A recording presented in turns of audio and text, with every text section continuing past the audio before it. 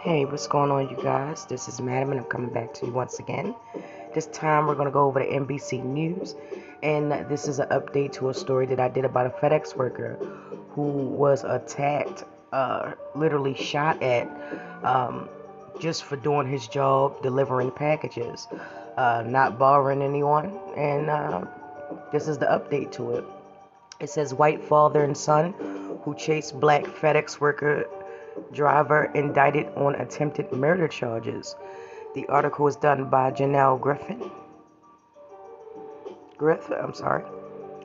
A white father and son has been indicted by a grand jury on multiple charges, including attempted murder, almost 10 months after the black FedEx worker driver alleged he was chased and shot at after dropping off a package in Mississippi City. Gregory Case and his son Brandon were indicted last week by a Lexington County grand jury on charges of attempted murder, conspiracy to commit a crime of murder, and shooting into a motor vehicle in connection with the alleged January 24th attack on DeMontario Gibson in Brookhaven, about 55 miles south of Jackson. The population of Brookhaven is about 59% black and 39% white, according to the most recent census data. Gregory Case was originally arrested in February on investigations of conspiracy, and Brandon Case on suspicion of aggravated assault. The Lincoln County Sheriff's Department said that the bond was set at $500,000 for each man for the upgraded charges, and that they both bonded out Friday. They have not yet been arraigned before a circuit court judge, on a trial date has not yet been set. Brandon Case's attorney did not immediately return a request for comment. It was not clear whether Gregory Case had retained an attorney. Gibson previously told NBC News he believes the men pursued him because he is black and because they thought he didn't belong in the neighborhood. Gibson said he was wearing a FedEx uniform when he dropped off a package at a house in Brookhaven on January 24th. He said he was not in a FedEx truck, but in a Hertz van that FedEx had rented, with the rental company's markings on the sides. As he was leaving, he said a man in a white pickup truck began to follow him closely while honking his horn. Gibson said he drove past a couple of houses and encountered a man standing in the middle of the road with a gun pointed at him. The man was mouthing the word "stop," Gibson said. Gibson said he swerved to get around the man, who started shooting towards the rear of the Hertz vehicle, damaging the vehicle and the packages inside. He said that he called his manager, who told him to return to the FedEx station, and that the truck chase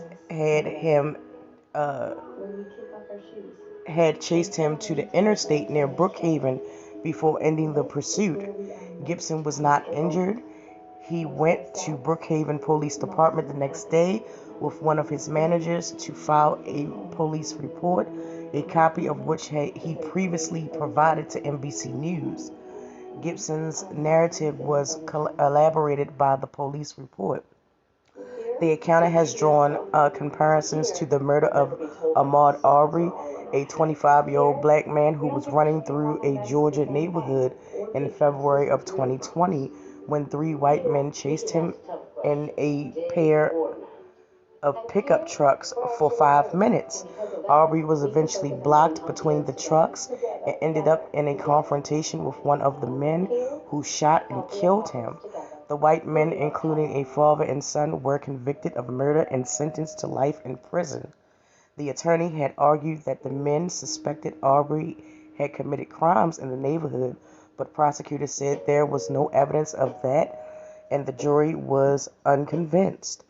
They were also found guilty on federal hate crime charges, and the father and son were both given an additional sentence of life in prison, while the third man was sentenced to 35 years in prison.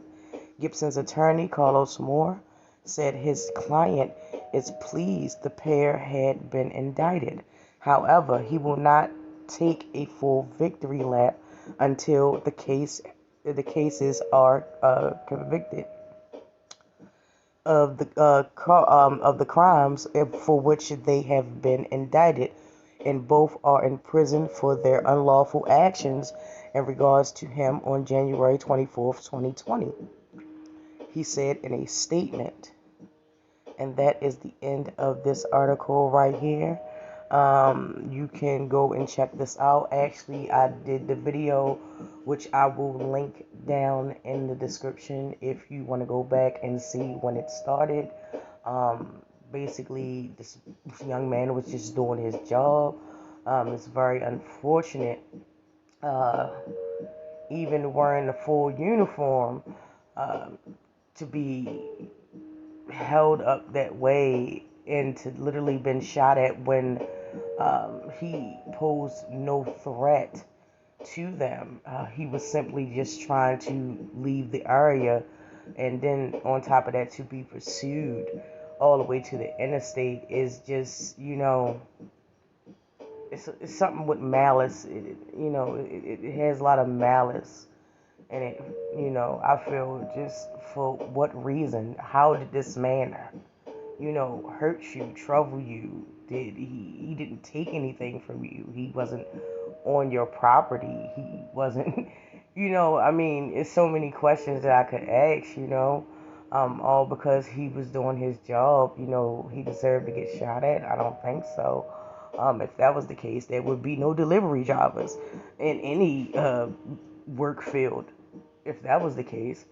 So, yeah, I will definitely keep you updated. This is the latest in regards to this case, and I definitely would like to know what your opinion is on this story. So please join me in the comment section, as we always do, to talk about this story and any other story that I do on my channel. I do appreciate your support, your comments, likes, all of it. I appreciate everything. So thank you so much once again, and I will get with you guys in the next video.